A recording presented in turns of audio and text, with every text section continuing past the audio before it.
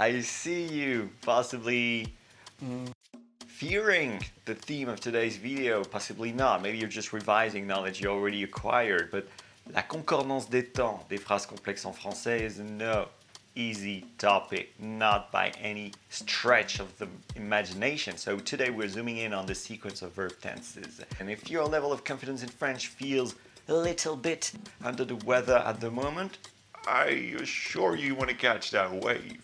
You don't want to be the beach bum showing off an empty shell on the beach, but at the same time you want to get your head out of the water and understand what you're doing when you're practicing and honing a little bit more of the French grammar every day. You want to do it with soul, that's what I think, and doing it is no walk in the sand, let's say. Let's go back to the team. We're gonna focus now together, be very serious. That was the recreational time, that was recess. Now we're gonna get our hands dirty. We're gonna put our hands in the sand. We're gonna make a castle that hopefully will stand.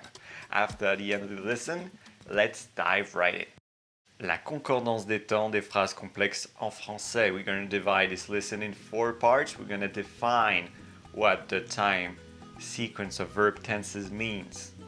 We're gonna define exactly how to use it regularly, and we're gonna find out that also there are irregular uses of this theme. And finally we have the subjunctive mood. We're gonna throw in a little bit of subjunctive mood into the mix, the modern use in particular.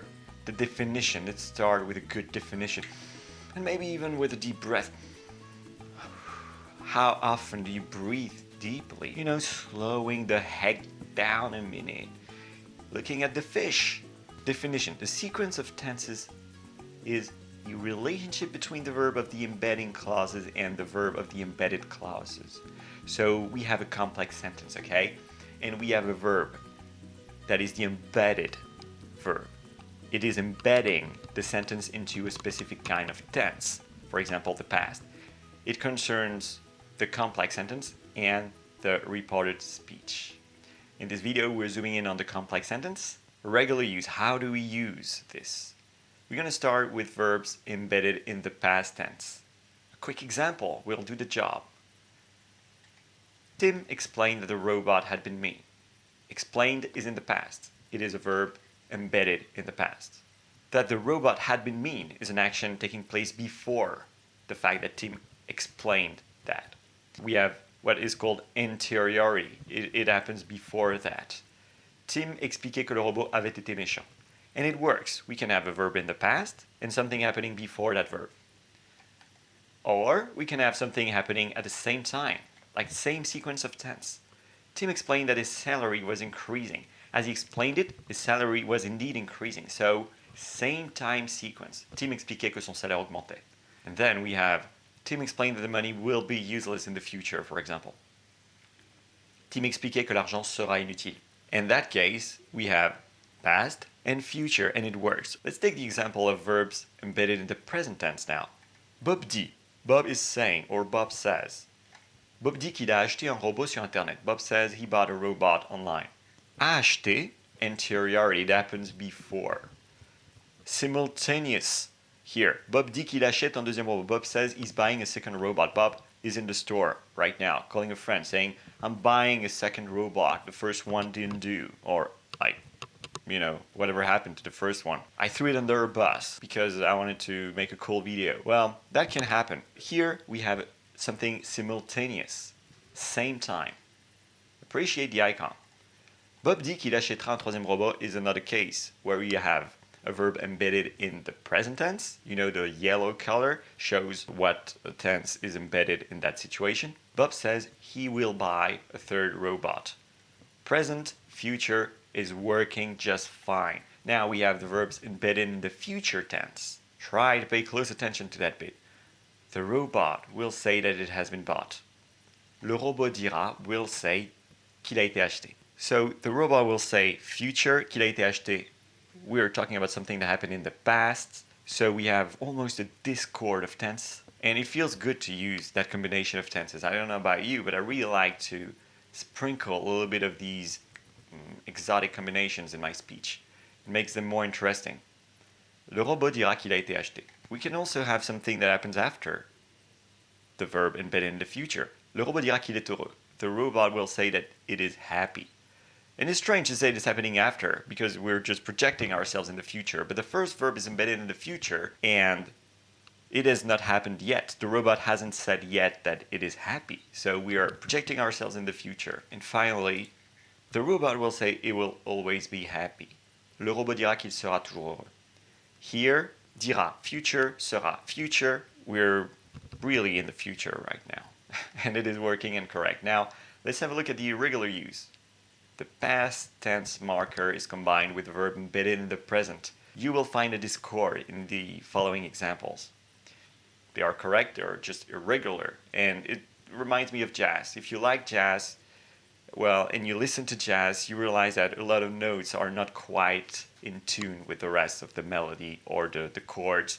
And you have those notes that seem to be like alien notes. Shouldn't be there, but they are there, and it's good that they're there. In that case, it's happening with a verb that are not necessarily supposed to combine like that. C'était le genre de droïde qui ne rigole pas. It was the kind of droid that doesn't laugh. The kind with a long face, the kind that you buy to secure your courtyard. It was the kind of droid that doesn't laugh. C'était le genre de droïde qui ne rigole pas. Watch out for these. They are irregular, but they work because we're talking about a general truth. You know, someone that doesn't laugh. In general, that person doesn't laugh so much. Also, we have Il nous a dit que le robot arrive aujourd'hui. He told us that the robot was coming today. In theory, we're supposed to say Il nous a dit que le robot arrivait aujourd'hui. You know, we're supposed to synchronize these things like that. But in that case, it is an exception, an irregular use. Also, we have the past tense marker plus the verb embedded in the future. Jean-Bernard expliquait que le robot viendra. Jean-Bernard explained that the robot will come. Explained that in the past, but we have the future on the other side of the sentence. All right, now to finish, let's top it off with a bit of verb tense combination, verb tense sequence, and the subjunctive mood in French. The modern use in particular, and look at that kid, so bright, with such a bright future, already shaking the right hands. The last part of this lesson is really, really fast. You're going to find that you can combine the past, present, and future with the subjunctive mood. And it works in case of simultaneity and posteriority. You cannot use the anteriority with the present of the subjunctive mood. We too preferred the delivery man to come late. Nous préférions que le livreur vienne tard. Nous préférons que le livreur vienne tard. Nous préférerons que le livreur vienne tard. Works great. And in the last example, we have all tenses plus interiority, something happening before. Il souhaitait que le robot ait cuisiné à midi. Past, past. Il souhaite que le robot ait cuisiné à midi. Present, past. Il souhaitera que le robot ait cuisiné à midi. Future, past. He to wish the robot had cooked at noon. To wish, or whatever tense we can conjugate according to the French translations up there. That's it. You know, in modern French, the sequence of verb tenses using the subjunctive mood do not make use of the imperfect subjunctive and the pluperfect subjunctive, which is really sad because other languages like Spanish do that very often. But French, not so much, and as such, we're not gonna go really deep into that knowledge right now. Now let's summarize. Today we learned what the time sequence of verb tenses is. The relationship between the verb of the embedding clause and the verb of the embedded clause. In a complex sentence, you have a verb embedding a tense. You know, it can be in the past, like here, Tom expliquait, and then it's going to embed the sentence in the past. Whatever happens after that first part of the sentence will happen in relation to that verb embedding a certain tense at the beginning of the sentence. It can happen in the past plus past, past plus past, or past plus future. We learned about that also with the present tense, present, past, present, present, present, future. Future tense was very interesting. Future past, future present, future future. We learned about the irregular use. Imperfect, you know, past plus present feels strange. There's a discord. So that it's like that note that doesn't really sound great. Or past plus present, another case, or past plus future. And the very, very easy part of the lesson is to combine the subjunctive mood with the verbs of the indicative mood, because it's very easy. You can combine them pretty much how you want, depending on what you want to say and convey. And that's all for today. Right now is the moment to ask yourself, did I get it? Can I complete the exercise? So, if you're feeling like the eager beaver, there's no doubt that you will complete this exercise in no time, and I really appreciate you following these videos, improving your French. This is why I'm here, this is what I'm here for, help you make your French as solid as it may, like a column of marble, a pillar of strength, something akin to granite or diamond. And for that reason, nothing better than a bit of theory followed by a little bit of exercise and practice. Thank you for watching, I'll see you in another video, take care.